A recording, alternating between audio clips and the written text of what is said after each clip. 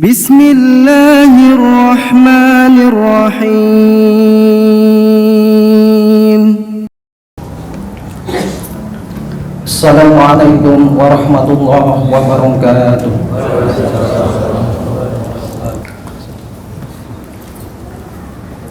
Innal hamdalillah nahmaduhu wa nasta'inuhu wa nastaghfiruh wa na'udzu billahi min shururi anfusina wa sayyiati a'malina. May yahdihillahu fala mudilla lahu wa may yudlilhu fala hadiya lahu. Asyhadu an la ilaha illallah wahdahu la syarika lahu wa asyhadu anna sayyidana Muhammadan abduhu wa rasuluh. Allahumma salli wa sallim wa karim wa barik ala sayyidina Muhammad wa ala alihi wa sahbihi ajmain, amma ba'du. Ya ayuhan nas, usikum wa iyaya bitaqwallah faqad fazal muttaqun. Qala Allah ta'ala fil Qur'anil azim, a'udzu billahi minasyaitonir rajim. Ya ayyuhalladzina amanu taqullaha haqqa tuqatih wa la tamutunna illa wa antum muslimun. Shadaqallahul azim. Hadirin kaum muslimin jamaah sidang Jumat yang dirahmati Allah Subhanahu wa taala. Pertama dan yang paling utama, puja, puji serta syukur marilah kita panjatkan kehadirat Allah Subhanahu wa taala yang telah memberikan kita berbagai kenikmatan, terutama nikmat yang paling besar, nikmat yang paling agung, yakni nikmat iman dan Islam. Salawat dan salam yang dibarengi dengan ta'zim dan mahabbah semoga selalu terlimpah curahkan kepada Nabi yang terpilih, Rasul yang paling unggul, yakni baginda Nabi besar Muhammad sallallahu alaihi wasallam. Juga kepada keluarganya, sahabatnya, serta semua umatnya yang istiqomah mengikuti ajarannya hingga akhir zaman nanti. Mudah-mudahan kita semua termasuk umatnya yang akan mendapatkan syafaat beliau nanti di yaumil akhir. Amin ya Allah ya rabbal alamin. Tak lupa pada kesempatan siang hari ini kami sebagai khatib berwasiat kepada diri kami sendiri dan juga kepada para hadirin sekalian untuk berusaha meningkatkan keimanan dan ketakwaan kita kepada Allah Subhanahu wa taala dengan menjalankan segala perintah-perintahnya dan menjauhi larangan-larangannya, sehingga kita menjadi manusia yang akan berbahagia baik di dunia maupun di akhirat nanti. Amin ya Allah ya rabbal alamin. Hadirin kaum muslimin sidang Jumat yang dirahmati Allah Subhanahu wa taala. Dalam kesempatan khutbah kali ini, khatib akan mengajak kita untuk bermuhasabah dan merenungkan sabda Rasulullah sallallahu alaihi wasallam. Beliau bersabda dalam sebuah hadis, la tazulu qadaman abdi yaumal qiyamah hatta yus'alu an arba'in, an umrihi bima abna wa an jasadihi bima abla wa an ilmihi madza amila fi wa an malihi min aina iktasabahu wa bima anfaqahu. Yang artinya, kedua kaki seorang hamba tidaklah berinjak dari tempat hisabnya nanti pada hari kiamat, sehingga ia akan ditanya mengenai empat perkara.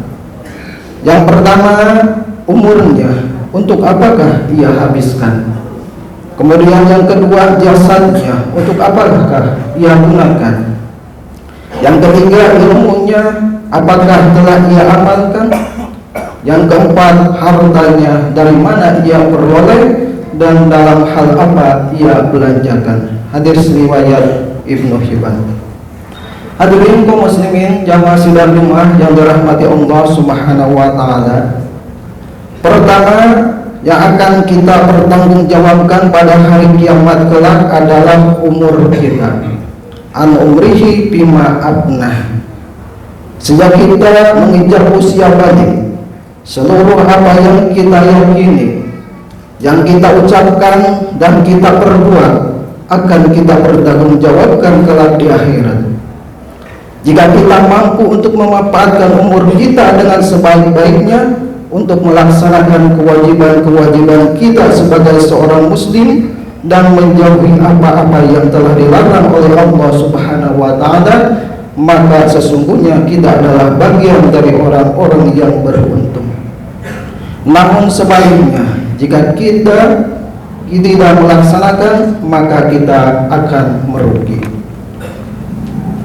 Selain daripada itu, panjangnya umur seseorang tidak menjamin masuk surga. Sebaliknya, pendeknya umur bukan pertanda akan masuk neraka. Karena sesungguhnya keberkahan umur seseorang tidak dihitung dari lamanya dia hidup di dunia, namun dinilai dari kualitas amal kebajikan yang dia lakukan. Rasulullah Shallallahu Alaihi Wasallam bersabda, "An Abdullah bin Busrin radhiyallahu anhu, anna Arabiyan qala, ya Rasulullah, man khairun nas? Qala man tala umruhu wa suna amaluhu. Wasarun nas man tala umruhu wa sa'a amaluhu." Artinya dari Abdullah bin Busr radhiyallahu anhu meriwayatkan bahwa ada seorang Arab Badui berkata kepada Rasulullah sallallahu alaihi wasallam, "Wahai Rasulullah, siapakah sebaik-baik manusia?" Beliau menjawab, "Siapa yang paling panjang umurnya dan baik amalnya. Dan seburuk-buruk manusia, siapa yang panjang umurnya dan buruk amalnya." Hadis riwayat Tirmidzi. Maka berbahagialah bagi siapa saja yang dapat memanfaatkan umurnya untuk menabur amal soleh, dan celakalah bagi mereka yang menggunakan umurnya untuk berbuat kerusakan di atas bumi ini. Alhasil, kita akan tergolong sebagai manusia terbaik bila dalam kesempatan hidup itu kita pandai memanfaatkan umur kita sesuai kehendak Allah Subhanahu wa taala. Hadirin jamaah rahimakumullah, yang kedua, kita akan ditanya mengenai jasad kita. Wa an jasadihi bima ablah. Untuk apa jasad atau badan yang kita miliki digunakan? Manusia dikaruniai oleh Allah jasad yang sempurna, yang disertai dengan panca indera, akal, pikiran, dan hati. Oleh sebab itu, segala bentuk panca indera yang kita miliki, kita jaga sebaik-baiknya dan kita gunakan untuk mengabdi kepada Allah Subhanahu wa taala. Sehingga Allah melarang kita untuk melakukan hal-hal yang dapat menjatuhkan diri kita ke lembah kesengsaraan dan kebinasaan, seperti mengharamkan narkoba, meminum minuman keras, berzina, dan aktivitas lain yang merusak kesehatan badan. Allah Subhanahu wa taala berfirman, "Wala tulqu bi'aidikum ila tahluka wa ahsinu innallaha yuhibbul muhsinin." Dan janganlah kamu menjatuhkan dirimu sendiri ke dalam kebinasaan, dan berbuat baiklah, karena sesungguhnya Allah menyukai orang-orang yang berbuat baik. Hadirin jamaah rahimakumullah, pertanyaan ketiga nanti di hari kiamat adalah untuk apa ilmu yang telah kita miliki. Wa an ilmihi mada amila fi. Ilmu adalah kunci utama dalam menjalani kehidupan di dunia maupun di akhirat. Artinya, bila kita menginginkan kebaikan di akhirat, begitu juga di dunia, maka kita memerlukan ilmu. Maka jika ilmu itu bermanfaat, akan menjadi sumber ketenangan hidup di dunia maupun di akhirat. Selain daripada itu, kita memiliki kewajiban untuk memanfaatkan dan mengamalkan ilmu yang kita miliki dengan sebaik-baiknya. Karena jika kita tidak mau memanfaatkan dan mengamalkan ilmu yang kita miliki dengan sebaik-baiknya, maka kita termasuk orang-orang yang celaka. Sebagaimana sabda Rasulullah sallallahu alaihi wasallam, "Wailul liman la ya'lam wa wailul liman alima summa la ya'malu." Sesungguhnya sangat celaka orang yang tidak belajar ilmu agama yang fardu ain, dan sungguh sangat celaka orang yang mempelajari ilmu tapi tidak mengamalkannya. Oleh sebab itu, selain kita mempunyai kewajiban untuk menuntut ilmu, kita juga memiliki kewajiban untuk mengamalkannya dalam kehidupan sehari-hari, lebih-lebih menolong orang lain dengan ilmu yang kita miliki. Hadirin jemaah yang dirahmati Allah Subhanahu wa taala, pertanyaan yang keempat yang kelak akan ditanyakan pada hari kiamat adalah mengenai harta kita. Wa amalihi min aina iktasabahu wa bima anfaqahu. Dari mana kita memperolehnya dan untuk apa kita belanjakan. Dalam masalah harta, manusia terbagi menjadi 3 golongan, 2 celaka dan 1 yang selamat. 2 golongan yang celaka pada hari kiamat adalah mereka yang mengumpulkan harta dengan cara yang haram atau dari sumber yang haram, dan mereka yang mengumpulkan harta dengan cara yang halal tapi membelanjakannya untuk hal-hal yang diharamkan. Sedangkan golongan yang selamat adalah mereka yang mengumpulkan harta dengan cara yang halal dan membelanjakannya untuk perkara-perkara yang halal.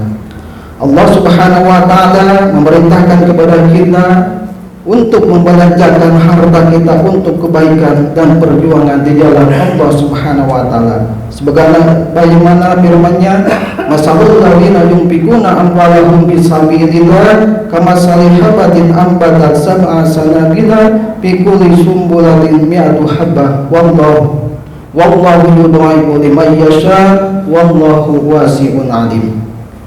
Perumpamaan orang-orang yang menginfakkan hartanya di jalan Allah seperti sebutir biji yang menumbuhkan 7 tangkai. Pada setiap tangkai ada 100 biji. Allah melipat gandakan bagi siapa yang dikehendaki, dan Allah Maha Luas, Maha Mengetahui. Hadirin kaum muslimin, ma'asyiral muslimin jamaah rahimakumullah. Demikianlah khutbah yang singkat ini, mudah-mudahan bermanfaat dan dapat menuntun kita menuju kehidupan yang lebih baik dan penuh berkah, serta mudah-mudahan ilmu, umur, harta dan badan yang kita miliki dapat kita manfaatkan dan memperoleh ridho Allah Subhanahu wa taala. Amin ya Allah ya rabbal alamin. Barakallahu li wa lakum fil Qur'anil azim wa nafa'ani wa iyyakum bima fihi minal ayati wa dzikril hakim wa taqabbal minni wa minkum tilawatahu innahu wasami'ul alim.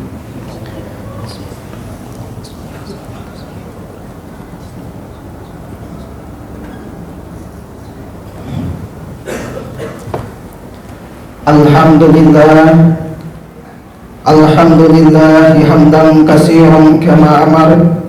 Asyhadu an la ilaha illallah wahdahu la syarika lah wa asyhadu anna sayyidana Muhammadan abduhu wa rasuluh. Fa ya ibadallah usikum wa iyaya bi taqwallah haqqa tuqatih wa la tamutunna illa wa antum muslimun. Kama qala ta'ala bil Qur'anil azim, ya ayyuhalladzina amanu taqullaha haqqa tuqatih wa la tamutunna illa wa antum muslimun. Wa'lamu annallaha wa malaikatahu yusholluna 'alan nabi wa qala ta'ala innallaha wa malaikatahu yusholluna 'alan nabi ya ayyuhalladzina amanu shallu 'alaihi wa sallimu taslima. Allahumma salli wa sallim wa barik ala sayyidina Muhammad wa ala alihi wa sahbihi ajma'in birahmatika ya arhamar rahimin. Allahumma ighfir lil mu'minina wal mu'minat wal muslimina wal muslimat al ahya'i minhum wal amwat innaka sami'un qaribun mujibud da'wat. Rabbana ighfir lana wa li ikhwanina alladhina sabaquna bil iman wa la taj'al fi qulubina ghillan lil ladzina amanu Rabbana innaka ra'ufur rahim. Rabbana zalamna anfusana wa illam taghfir lana wa tarhamna lanakunanna minal khasirin. Rabbana taqabbal minna innaka antas samiul alim wa tub 'alaina innaka antat tawwabur rahim. Rabbana atina fid dunya hasanah wa fil akhirati hasanatan wa qina adzabannar. Ibadallah, innallaha ya'murukum bil adli wal ihsan wa ita'i dzil qurba wa yanha 'anil fahsya'i wal munkari wal baghi ya'idzukum la'allakum tadhakkarun. Fadhkurullaha al-'azim yadhkurkum washkuruhu 'ala ni'amihi yazidkum wa dzikrullahi akbar. Aqimus shalah. Fa bi ayyi ala ربكما تكذبان